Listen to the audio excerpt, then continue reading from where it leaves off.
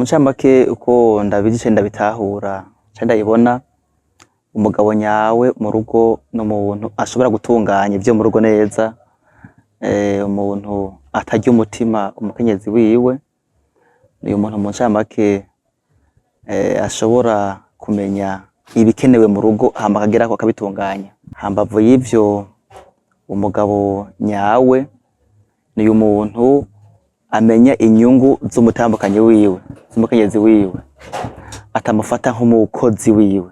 Kona cane ko umuntu iyo bamaze kugira urugo ari babiri babwirizwa kubazwa inyungu z'urugo bose.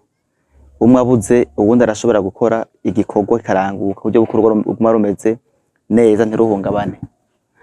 Ibisigaye navyo umugabo suyu muntu atashe abana na mukenyezi bahunga canke kamenya igikoko kije, ahubwo n'uyu muntu umwanya wose aba azi ikintu ajejwe, ibikenewe akabitunganya ku mwanya.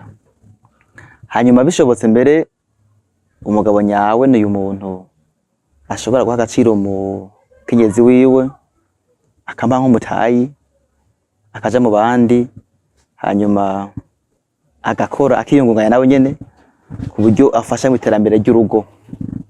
Na cane ko iterambere ry'urugo canke urugo ari abantu babiri.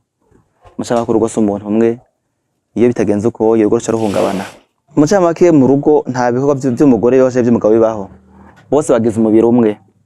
Ba mucamake iyo bubatse urugo baba bafise abana mucamake, abana rero saba umugore canke saba umugabo, ahubwo bose ni urugemwe rumwe rwavuye ku muntu umwe. Kubw'izo mvo rero nka jewe nk'umushinga ntahe sinoreka gucana imbabura. Gucana imbabura hama ngo ngaburire umuryango nk'umugihe umukenyezi atashe, birashika umukenyezi akaba ari hari mugabo gafatiwe n'ayandi mabanga yirakamaro mu rugo.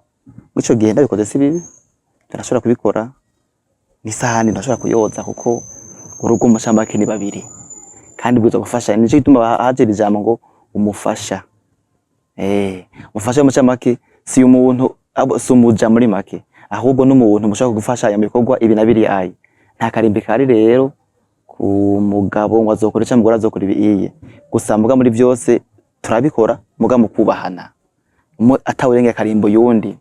Bati idare gukora n'inyungu z'urugo, akaba no kudandaza sinoshaka hanga ibintu bife mu rugo.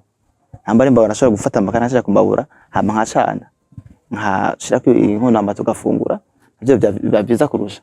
Urugo mu ncamake rugizwe n'umubiri umwe. Rero mu ncamake mu gihe hamaze kuba gutandukana kucaye imice, hamaze kuba mu kucaye imice mu ncamake bica bigorana.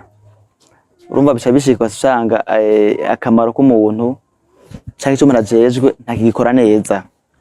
Abashaka nk'abandi bagabo bavunira akagohe, hari abagabo bavuga bati ngo umugore no gukubitwa, umugore ni ibi na biriya. Oya, ahubwo nuko nk'abandi bagabo boha agaciro abagore babo.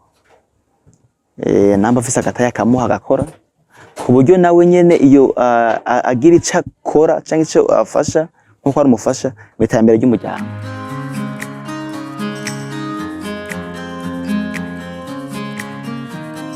Niyumva neza mu gihe tuba twumvikana n'umugabo, numva nisanzuye mu bana, nkumva merewe neza, mu byo nkora nkakora merewe neza.